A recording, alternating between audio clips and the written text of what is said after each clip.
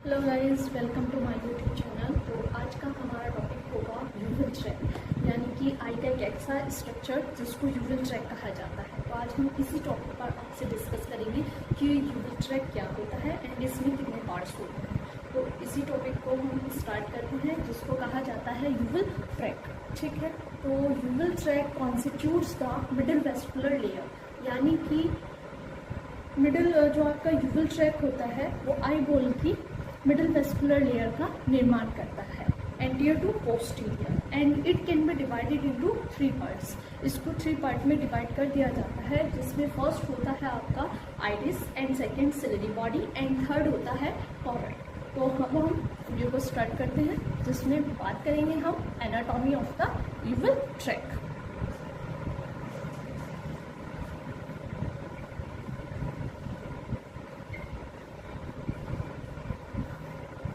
आपको बताया था यूवल ट्रैक के बारे में, तो अब मैं आपको थ्योरी के माध्यम से बताती हूँ कि यूवल ट्रैक क्या होता है। तो मैंने आपको बताया था यूवल ट्रैक की एनाटॉमी। तो यूवल ट्रैक की एनाटॉमी, तो पहले हम यूवल ट्रैक की एनाटॉमी देखेंगे। तो uveal tissue constitutes the middle vascular layer part of the eye bone and from anterior to posterior. तो यूवल टिश्यू कॉन्स्टिट्यूट्स करता है इसको आई बोन की middle vascular layer. Okay, layer को हम पॉट भी बोल सकते हैं, इसलिए मैंने इसको ब्रैकेट में लिख दिया है। ठीक है, तो ये आपकी आई बोल की मिडिल वेस्कुलर लेयर को कॉन्स्टिट्यूट्स करता है, यानी कि मिडिल वेस्कुलर लेयर का निर्माण करता है। जैसे कि मैंने यहाँ पर डायग्राम बनाया हुआ है, आप डायग्राम से भी देख सकते हैं। आई बोल में 3 लेयर्स होती है। नंबर 1 होती है जिसको कहा जाता है आउटर फाइबर लेयर, तो ये वाली होती है outer fibre layer, and second होती है आपकी मिडिल वेस्कुलर लेयर, ये आ गई middle vascular layer, and third होती है इनर नर्वस टिश्यू लेयर, ये आ गई आपकी इनर नर्वस टिश्यू लेयर। लेकिन आज हम इसी टॉपिक पर बात करेंगे सिर्फ और सिर्फ मिडिल वेस्कुलर लेयर आई बोल की, जो कि कॉन्स्टिट्यूट हुई है कहाँ से, यूवल ट्रैक के द्वारा। तो फ्रॉम एंटीरियर टू पोस्टीरियर, तो जैसे मैंने अभी आपको यहाँ पर बताया, uveal tissue constitutes the middle vascular layer and part of the eyeball. तो यूवल टिश्यू कॉन्स्टिट्यूट्स करता है आई बोल की middle vascular layer and from anterior to posterior, यानी कि एंटीरियर स्ट्रक्चर से लेकर पोस्टीरियर स्ट्रक्चर्स तक। Next, it can be divided into 3 parts, namely ये डिवाइड हो जाता है यूवल ट्रैक 3 पार्ट्स में। नेमली फर्स्ट आता है आइरिस, एंड सेकेंड आता है सिलरी बॉडी, एंड थर्ड आता है आपका कॉर्ड। एंड ये यहाँ आप इस डायग्राम में भी देख सकते हैं, ये iris structure and ciliary body triangular shape, and posteriorly forward आ गया। तो नेक्स्ट यहाँ पर देखिए, however the entire uveal tract is developmentally structures and functionally one indivisible structures. तो however the entire uveal tract is developmentally structures है and functionally रूप से इंडिविजिबल स्ट्रक्चर है।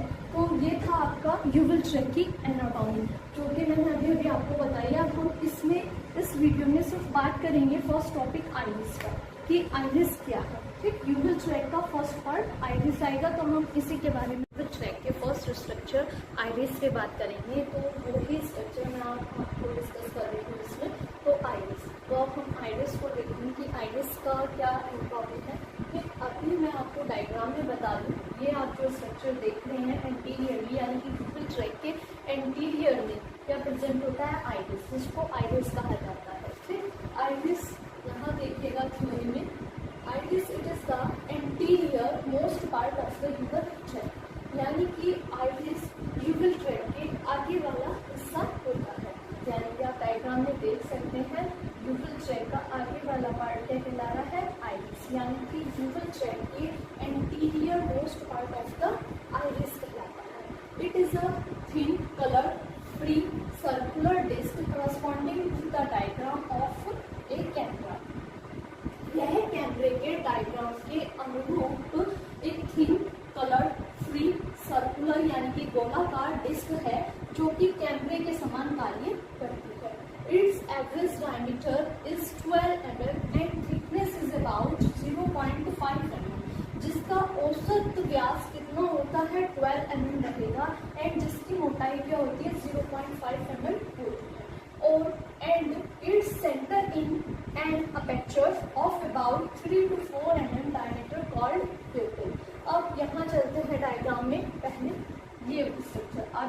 है ना आइरिस के बीच में एक गोलाकार, ठीक, इसको क्या कहेंगे, इसको प्यूपिल कहा जाता है। ठीक, इसको क्या कहा जा रहा है, प्यूपिल कहा जाता है। अभी मैं इसमें बता भी देती हूँ आपको प्यूपिल।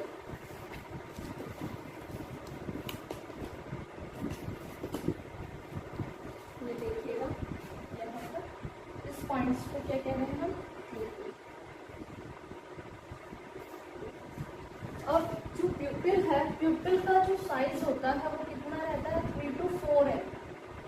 यानी कि आइरिस के सेंटर में एक अपेक्चर होता है जिसको क्या कहा जाता है, कॉल्ड द प्यूपिल। यानी कि its centre is an apertures of about 3 to 4 mm diameter called the प्यूपिल।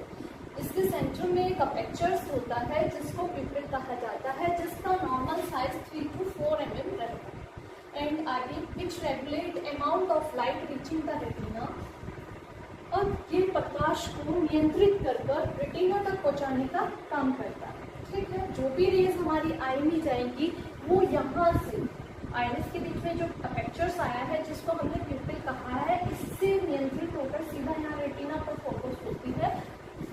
तो amount of rays reaching the retina. At periphery the iris is attached to the middle layer of the anterior surface of the ciliary body। यानी कि iris का जो periphery structure है वो ciliary body के middle layer से attached रहता है। It is divided the anterior segment of the eye. अब एंटीरियर सेगमेंट इस डायग्राम में देखिएगा कहाँ होता है, तो ये बीच में आइरिस आ गया है, तो कॉर्निया की बैक सरफेस से लेकर लेंस तक का स्पेस क्या कहलाता है, आपका एंटीरियर सेगमेंट कहला रहा है। ओके, अब एंटीरियर सेगमेंट को 2 पार्ट्स में डिवाइड हो जाता है। एंटीरियर सेगमेंट जैसे कि जैसे इसमें आइरिस आता है, डेवलप होता है, तो ये आगे वाला आइरिस के आगे वाला हिस्सा क्या कहलाता है, एंटीरियर चैम्बर। और आइरिस और लेंस के बीच का स्पेस क्या कहलाता है, posterior chamber. Okay, and it divide the anterior segment of the eye, space between the cornea and lens into the anterior and posterior chamber, both containing aqueous humor। ठीक, तो ये anterior segment जो हमारा है वो डिवाइड हो जाता है जब इसमें आइरिस डेवलप हो जाएगा, यानी कि स्पेस इन द कॉर्निया और लेंस। जो कॉर्निया और लेंस के बीच का स्पेस है वो क्या कहला रहा है, आपका एंटीरियर सेगमेंट। एंड जब इसमें आइरिस डेवलप हो जाता है तो बीच का एंटीरियर यानी कि कॉर्निया और आइरिस के बीच का स्पेस क्या कहलाता है, एंटीरियर चैम्बर।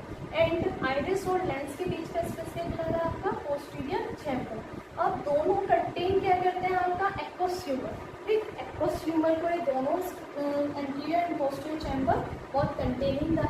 अब हम बात करेंगे माइक्रोस्कोपिक एप्रियंस पर। ठीक है, तो उससे पहले हम थोड़ा ये कलर डायग्राम को समझेंगे कि इस डायग्राम में क्या क्या है। ठीक है, तो सबसे पहले मैं बात करूँगी ये पेरिफेरल क्रिप्ट। ठीक है, ये जो पेरिफेरल क्रिप्ट होते हैं near the iris root present रहते हैं।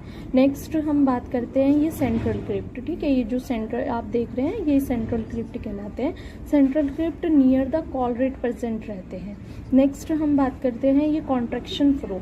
कॉन्ट्रैक्शन फ्लो ये हल्की सी जो लाइन आप देख रहे हैं front line outside the collarette, यानी कि ये कॉलरेट के बाहर प्रेजेंट होती है, जिसको हम कॉन्ट्रैक्शन फ्लो कहते हैं, जो आइरिस की मसल्स को कॉन्ट्रैक्शन करवाता है। नेक्स्ट हम बात करेंगे यहाँ पर पिगमेंटेड फ्रिल पर। यह पिगमेंटेड फ्रिल के अंदर पिगमेंट प्रेजेंट रहता है, जिसके कारण हमें प्यूपिल के अराउंड ब्लैक कलर दिखाई देता है। नेक्स्ट हम बात करते हैं कॉलरेट पर। कॉलरेट क्या होता है, कॉलरेट सिलरी जोन और प्यूपिलरी जोन को डिवाइड करता है, उसे ही हम कॉलरेट कहते हैं। यह कॉलरेट जो होता है एक जिगजैग लाइन होती है जो कि ये बनी हुई है, जिगजैग लाइन होती है और ये प्यूपिलरी जोन के पास होता है। नेक्स्ट हम बात करते हैं सिलरी जोन पर।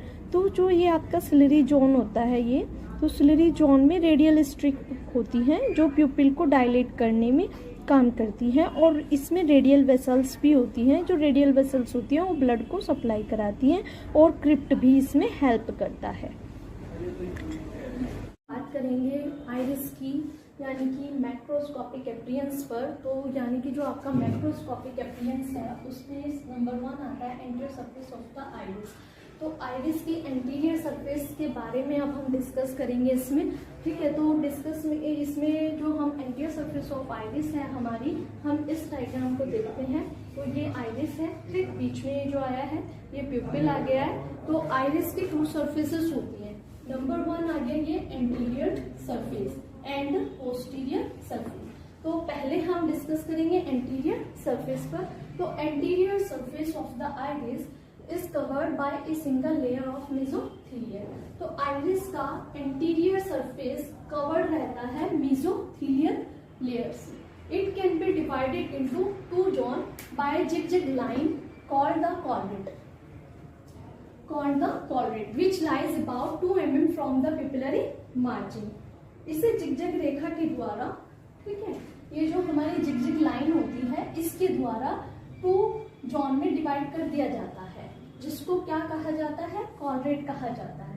Which lies about 2 mm from the pupillary margin. अब ये प्यूपल मार्जिन से कितनी दूरी पर होता है, 2 mm, लगभग 2 mm की दूरी पर ये प्रेजेंट होता है। तो जैसे ये डायग्राम जो आप देख रहे हैं ये anterior surface of the iris का ही डायग्राम है, ठीक है। इसमें ये यहाँ पर पेरिफेरल क्रिप्ट होते हैं, कॉन्ट्रैक्शन फ्लो होता है, क्रिप्ट है, कॉलरेट है, पिगमेंटेड फ्रिल एंड 2 जोन होते हैं जिसको first ciliary zone and pupillary zone कहा जाएगा।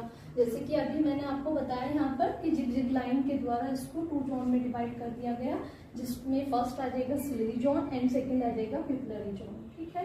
और पहले मैंने अभी बताया था आपको डायग्राम में कि ये सिलरी जोन और प्यूपिलरी जोन, यानी कि जो अभी हमने किया है anterior surface of the iris, तो anterior surface of the iris में 2 जोन डिवाइड हुए थे। तो उसमें फर्स्ट जोन आया था सिलरी जोन, ठीक है। तो सिलरी जोन में देखिएगा, तो सिलरी जोन डायग्राम में ही सिलरी जोन, ठीक है। These radial streaks which are straight when pupils are small and wave when it is dilated. यानी कि जब प्यूपल का साइज स्मॉल होता है तो रेडियल स्ट्रिक जो होती है वो स्ट्रेट हो जाती है, यानी कि रेडियल स्ट्रिक जो होंगी वो सीधी हो जाती है। एंड वहीं पर and wave when it is dilated, जब प्यूपल का साइज डायलेट, यानी कि जब प्यूपल डायलेट होता है तब ये क्या चीज होती है, तब ये वेव हो जाती है। These are due to underlying radial line the radial vessels. ऐसा क्यों होता है, ऐसा यानी कि ये रेडियल वेसल्स के नीचे होने के कारण ऐसा होता है। Crypt are depression where the endothelium layer is missing. जब इसमें क्रिप्ट प्रेजेंट होने लगते हैं, ठीक है, ये क्रिप्ट प्रेजेंट होने लगते हैं, तब ये हमारी जो एंडोथेलियम लेयर है ये क्या होने लगती है, मिस हो जाती है। दीज आर अरेंज इन 2 रो, ये 2 रो में इनको डिवाइड कर दिया जाता है। फर्स्ट आता है पेरिफेरल क्रिप्ट, यानी कि जो आपके क्रिप्ट आए हैं इनको 2 रो में डिवाइड किया गया है, जैसे कि first peripheral crypt and the central crypt, ठीक है। तो पेरिफेरल क्रिप्ट जो होते हैं हमारे वो near the iris root present रहते हैं, वही and central crypt present the near the collarette. आप डायग्राम में भी देख रहे हैं जो आपके पेरिफेरल क्रिप्ट है वो near the iris root and central crypt जो होते हैं हमारे वो नियर द कॉलरेट प्रेजेंट रहते हैं। तो इस तरीके से कि आपकी सिलरी जो contraction flow are the front line concentrate the collarette, यानी कि कंसंट्रेट द कॉलरेट। तो जो कॉन्ट्रैक्शन फ्लो होती है यहाँ आप डायग्राम में भी देख रहे हैं, ये कॉन्ट्रैक्शन फ्लो है, ठीक है, ये कॉलरेट है। तो ये कॉलरेट की बाहर प्रेजेंट होती है क्या, कॉन्ट्रैक्शन फ्लो। तो ये हल्की सी ब्लर लाइन्स होती है, ठीक है, फ्रंट लाइन, फ्रंट का मतलब हल्का सा, ठीक। तो ये कॉलरेट की कॉन्ट्रैक्शन फ्लो जो होता है ये कॉलरेट के बाहर हल्की सी लाइंस के रूप में प्रेजेंट होती है।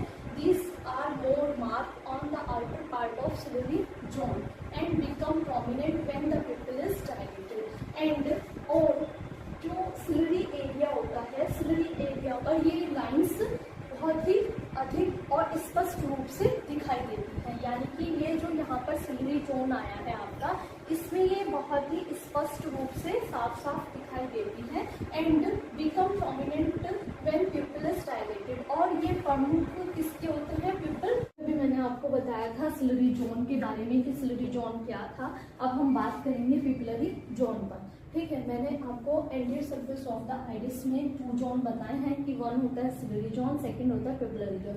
सिलरी जोन मैंने अभी बताया, अब हम बात कर रहे हैं प्यूपिलरी जोन का।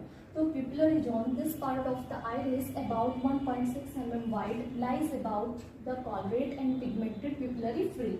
एंड आइरिस का यह part call rate and pigmented pupillary frill के बीच 1.6 mm वाइड होता है।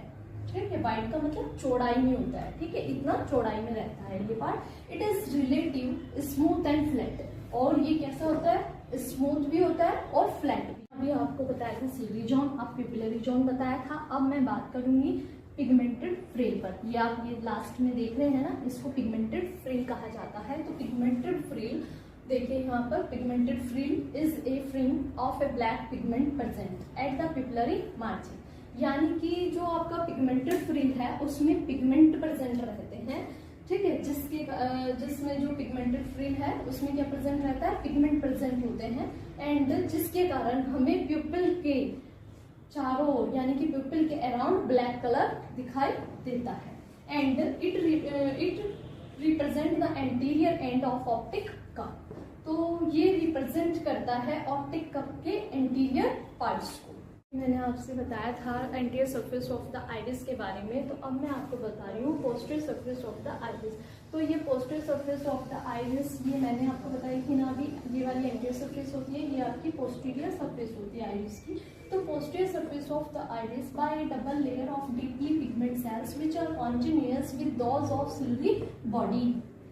तो posterior surface of the double layer यानी कि जो आपकी आइरिस का पोस्टीरियर सरफेस होता है वो डबल लेयर और डीपली पिगमेंट सेल्स से मिलकर बना होता है और कॉन्टिन्यूअस रहता है। कहाँ पर, सिलरी बॉडी में। यहाँ डायग्राम में भी आप देख रहे हैं, तो ये कॉन्टिन्यूअस कहाँ है, ciliary body. It is a dark brown और ब्लैक इन कलर, इसमें डार्क ब्राउन और ब्लैक इन कलर होता है। एंड इट प्रेजेंट रेडियल और सर्कुलर फ्लो, इसमें प्रेजेंट होता है रेडियल और सर्कुलर फ्लो एंड फोल्ड। तो ये इसमें यहाँ यानी कि ये इसमें present.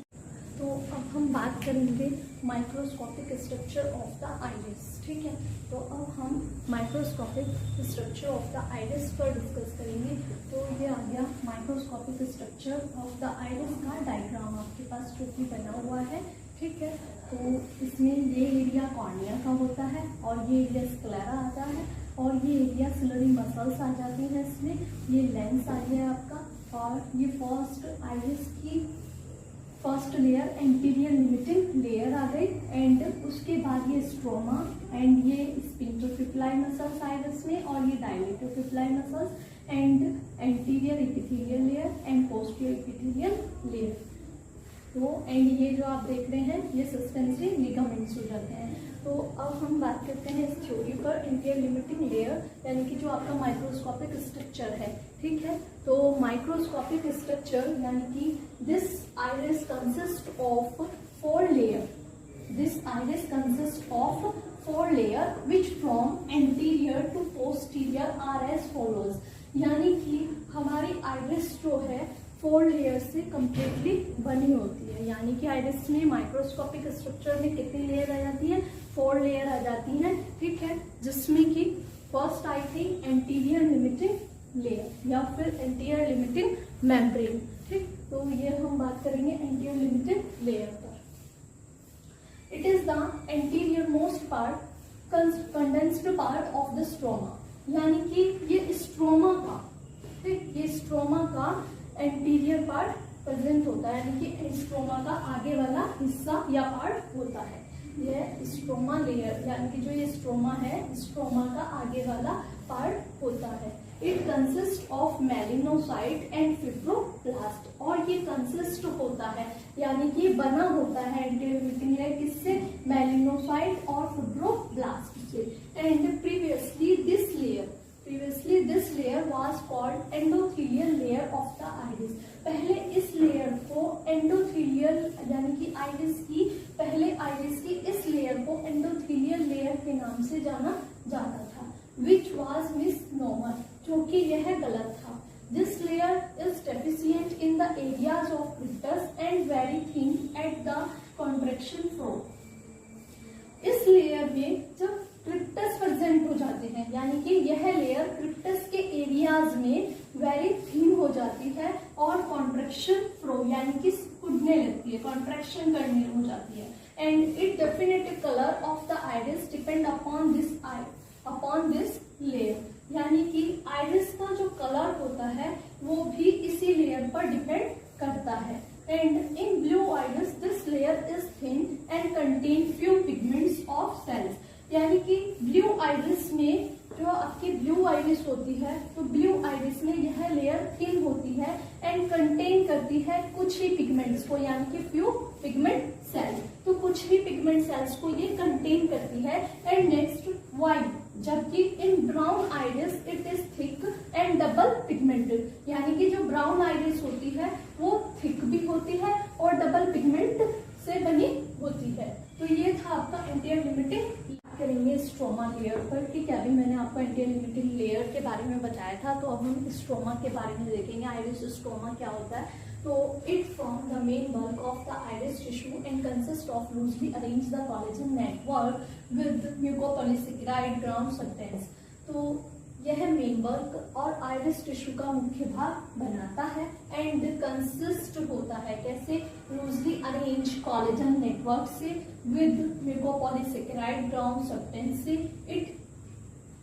In it are amended the sphincter papillae muscles and dilator papillae muscles and nerve and vessels and pigment cells and other cells which include the lymphocytes and fibroblasts and macrophages। तो ये सब इसमें include रहता है muscles. तो sphincter pupillae muscles क्या होता है?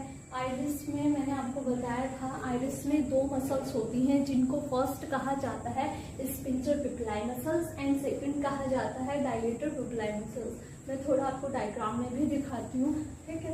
ये आ गया आपका स्फिंक्टर पेपिलाई मसल्स एंड ये वाला आ गया आपका डायलेटर पेपिलाई मसल्स, ठीक है।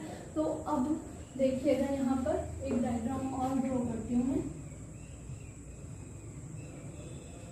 ये और ये, ठीक। ये बाहर वाला स्ट्रक्चर कॉर्निया आ गया आपका, ये अंदर वाला स्ट्रक्चर क्या आ गया आपका? प्यूपिल आ गया है। उसके बाद इसके चारों ओर, ठीक, इस तरीके से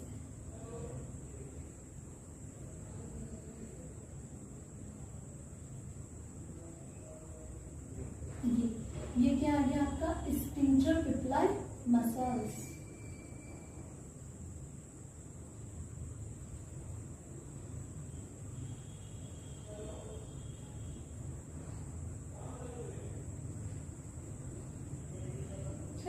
ये हो गया स्फिंक्टर पेपिलाई मसल्स। मैंने आपको इस डायग्राम में भी बता दिया कि यहाँ पर ये जो पॉइंट आया ये स्फिंक्टर पेपिलाई मसल्स है। एंड नेक्स्ट सेकंड आपको इस डायग्राम में भी मैंने दिखा दिया है कि ये वाला पॉइंट्स, ये आपका बाहर वाला स्ट्रक्चर कॉर्निया आ गया और ये वाला राउंडेड एरिया प्यूपिल आ गया एंड ये एरिया आपका स्फिंक्टर पेपिलाई मसल्स आ गया है। अब थोड़ा थ्योरी में भी देखिएगा, sphincter pupillae muscles it is 1 mm narrow circular band surrounding the pupil। तो वो ही मैंने स्क्रीन आपको डायग्राम में दिखाया है कि आपका जो स्फिंक्टर पेपिलाई मसल्स है इट इज 1 mm, ये जो सर्कुलर एरिया प्यूपिल के चारों ओर जो प्रेजेंट हुआ है स्फिंक्टर पेपिलाई मसल्स वो 1 mm नैरो बैंड है, ठीक है। 1 mm नैरो है और सर्कुलर रहता है, यानी कि प्यूपिल के चारों ओर प्रेजेंट रहता है surrounding the pupil। It is supplied by the cervical parasympathetic fibers through the third cranial nerve। और इसमें सप्लाई क्या होता है? सर्वाइकल पैरासिम्पैथेटिक फाइबर और किसके द्वारा? थर्ड क्रेनियल नर्व के द्वारा। It constant the प्यूपिल। और स्फिंक्टर पेपिला मसल्स जो होती है आपकी पेपिलाई मसल्स वो क्या कार्य करते हैं? उसका फंक्शन क्या होता है? प्यूपिल को कांस्टेंट करना, ठीक है। तो ये क्या कर रहा है? कॉन्स्ट्रक्ट द प्यूपिल, यानी कि ये प्यूपिल को कांस्टेंट करता है, यानी कि आइरिस और प्यूपिल को ये कांस्टेंट करने का काम कर रहा है, जो आपका स्फिंक्टर पेपिला मसल्स होता है, ठीक है। अब जो स्फिंक्टर पेपिलाई मसल्स होती है वो कांस्टेंट करवाता है किसके द्वारा?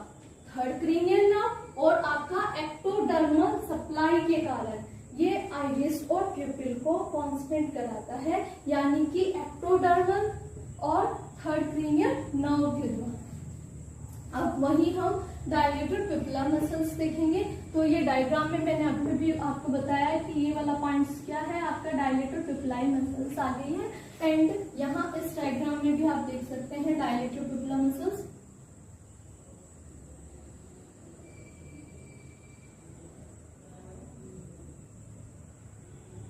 आपका आइरिस इसी तरीके से बना होता है, आई में आप खुद भी देख सकते हैं अपनी आई के अंदर। जो आप लाइन वाला एरिया अभी मैंने इसमें बनाया है, इसको क्या कहते हैं, डायलेटर पिपला मसल्स।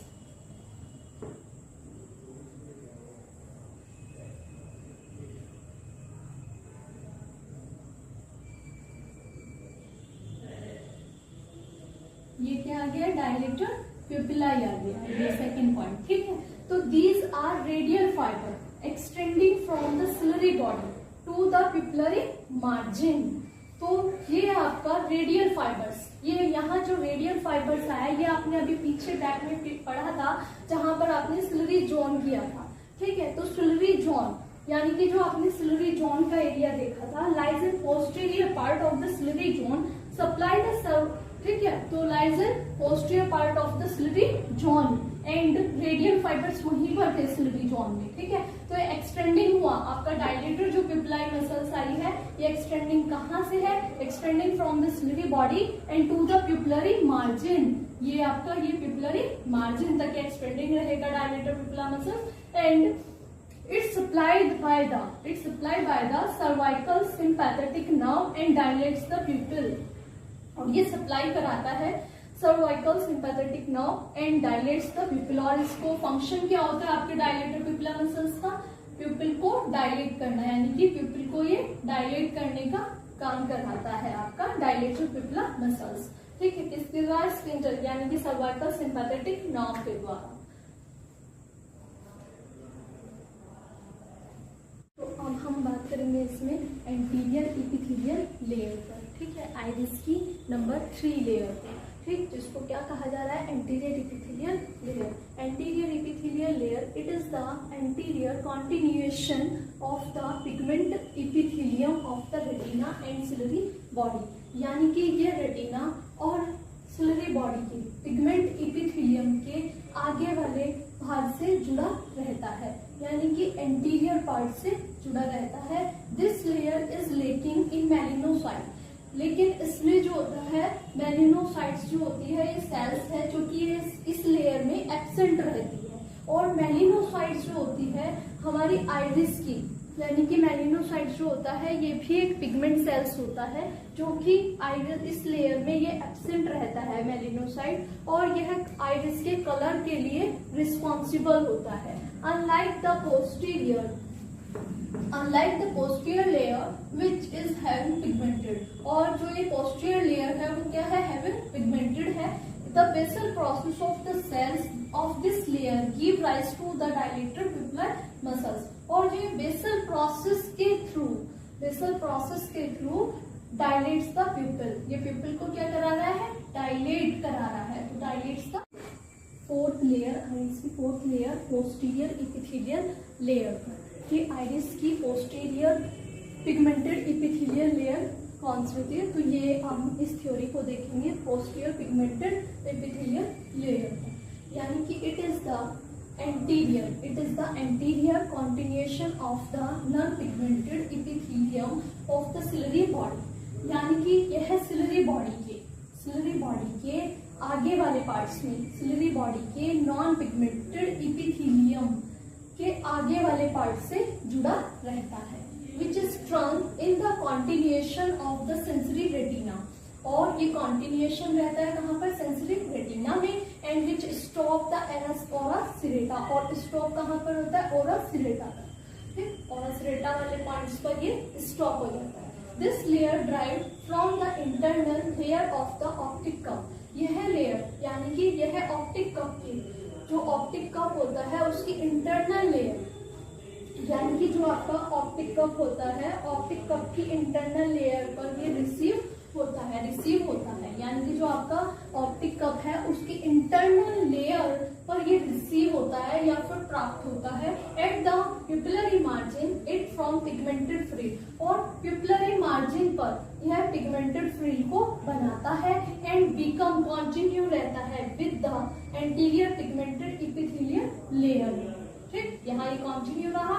फिर pigmented sales of columnar type, इसमें पिगमेंटेड सेल्स किस टाइप की होती है, कॉल्यूमिनर टाइप की पिगमेंटेड सेल्स होती हैं, एंड ये कंटेन करता है किसको, round dark brown pigment granules को, ये सब इसको इसमें ये कंटेन करता है, round dark brown pigment granules को यानी कि ये कंटेन करता है। या फिर ये कह सकते हो कि इसमें राउंड यानी कि गोल आकार और डार्क यानी कि गहरे ब्राउन कलर के पिगमेंट ग्रेन्यूल्स होते हैं। ठीक है, तो ये था आपका complete topic of the iris. ठीक है, आइरिस का माइक्रोस्कोपिक स्ट्रक्चर्स। तो अगर आप चैनल पर नए हैं तो चैनल को सब्सक्राइब करें।